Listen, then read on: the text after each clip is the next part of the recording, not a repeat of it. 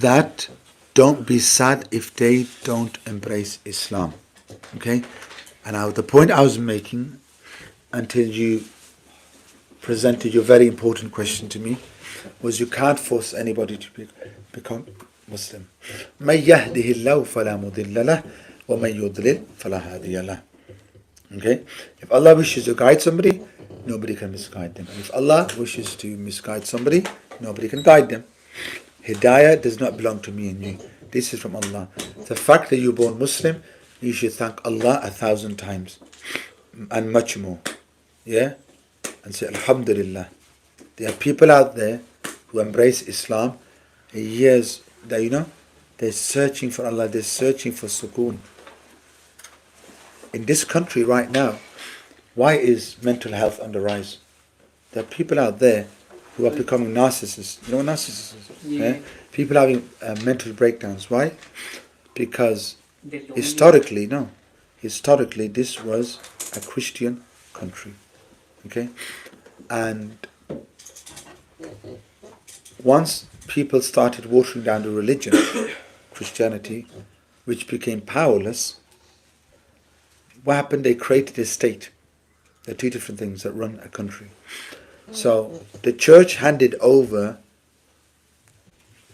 England, like if you're talking about England, to the state, because they could no longer run the country. Now, when you hand over to the state, at least if a religion is ruling a country, right, you will know what the objectives are. Follow the Bible, follow the Quran. You have your laws in place, your regulations are in place. When the state came in, the democracy, what did democracy stand for? What was the usul of this democracy? Okay? There was nothing. No, wait. There was nothing. So what happened? They created their own ideology. From these ideologies come all of these different isms. Yeah? You know what ism means? Isms. Like feminism. Oh. You know what other isms are there? Sexism. Sexism. Yeah, all these isms, right? And what they said was, as long as you don't harm anybody, you are free to be who you want to be. You're free to be what you want to be. Yeah. Water, please. Yeah, get me a glass of water, please. Cold. Yeah.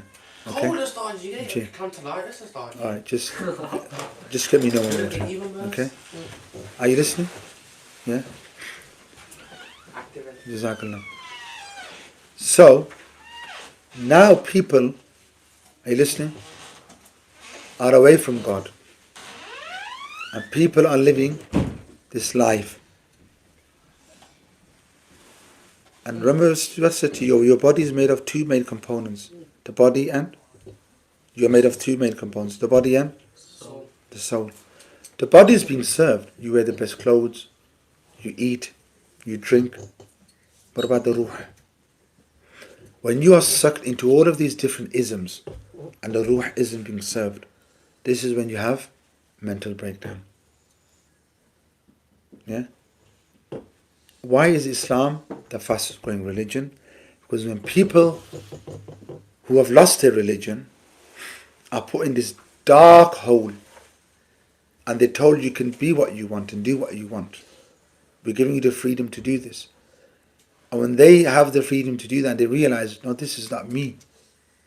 I don't want to live my life like this.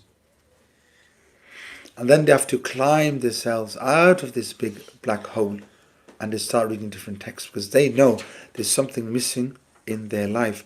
And they try a lot of different things. They even marry and the marriage breaks up. They say, oh, it's not a marriage. They have children, they haven't got time to take care of their children.